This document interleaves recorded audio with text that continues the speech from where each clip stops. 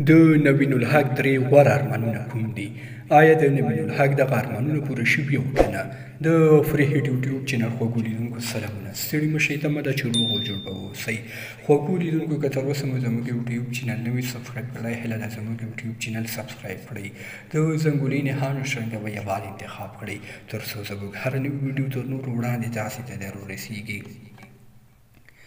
نوین الحق چې د افغانستان د کرکټ ملي لوبډلې یو تکړه او ځوان چټک توپ وژونکی دی او په اوس وخت کې ډیر مطرح نوم بلل کیږي، تېره ورځ له بي بي سي پښتو سره د خپلو ارمانونو په تړاو غږیږي. نوین الحق څخه د خبریال له لوري د هغه د ارمانونو په تړاو پوښتنه وشوه چې ښاغلي نوین الحق یې داسې ځواب ورکړ: هو، زه هم د بل هر لوبغاړي په توګه ارمانونه لرم چې دغه درې ارمانونه مې د خپل ژوند ډیر غټ او ستر ارمانونه دي.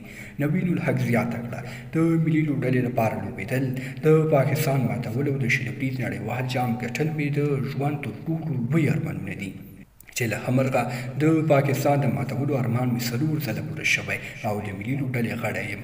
خو د شلبریز نړیوال جام ګټل مې هغه ارمان دی چې لا هم نه دی پوره شوی او د دې خوب د پوره کېدو لپاره شپه او ورځ هڅه کوم او زحمت وباسم.